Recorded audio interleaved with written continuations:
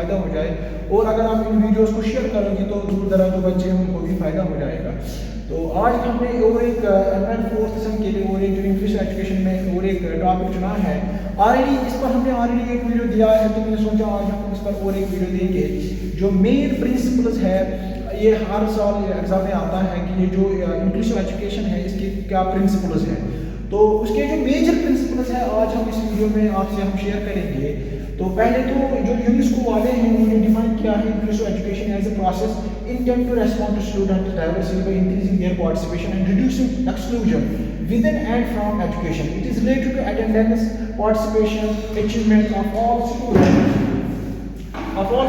especially due to different reasons are excluded or at risk of being marginalized.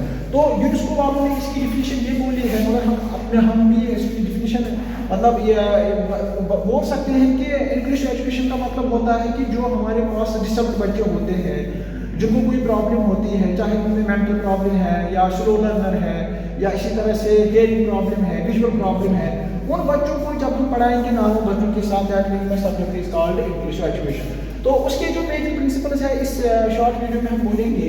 Major जो principles है, पहला principal है principle of education for all. Means that कि हमें सब बच्चों को एजुकेशन देनी है, चाहे वो डिसेबल्ड हो या नॉर्मल हो, तो एक ही क्लासरूम में हमें उनको प्रोवाइड देनी है, एजुकेशन देनी है। तो यहाँ से क्या आप उसको फिर में लिख सकते हो। दूसरा प्रिंसिपल जो है इसका प्रिंसिपल ऑफ टुगेदरनेस, मीन्स कि हमें सब बच्चों को इकट्ठे पढ़ाना है।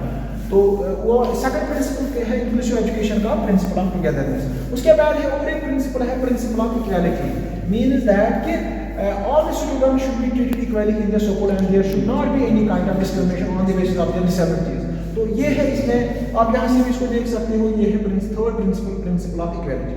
और एक प्रिंसिपल है मेरे स्टूडेंट्स में प्रिंसिपल ऑफ पार्टिसिपेशन, मीन्स सब जो बच्चे हैं वो इसमें एजुकेशन में पार्टिसिपेशन उनका जरूरी है।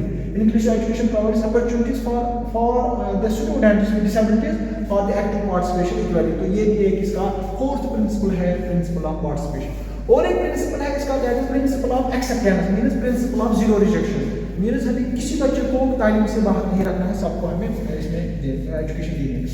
और एक प्रिंसिपल है वो है principle of individual differences. Important है इंडिविजुअल डिफरेंसेस, साइकोलॉजिकल का ये साइकोलॉजी का ये प्रिंसिपल है। गाइडेंस एंड काउंसलिंग में भी ये वाला प्रिंसिपल आपको मिलेगा। इसका मतलब होता है कि हमें हर बच्चे की जो नीड है, इंटरेस्ट है, उनको देखकर हमें करिकुलम में बाकी चीज़ें बनानी है या टीचिंग करनी है, वो हो गया प्रिंसिपल ऑफ इंडिविजुअल डिफरेंस। इसके बाद और एक प्रिंसिपल है प्रिंसिपल ऑफ एक्सेस, मीन्स कि जो ये बच्चे होते हैं जिनको हम एजुकेशन देंगे, चाहे ये डिसेबल्ड बच्चे हैं या नॉर्मल, मगर एजुकेशन ये जो स्कूल्स है, इंस्टीट्यूशन है,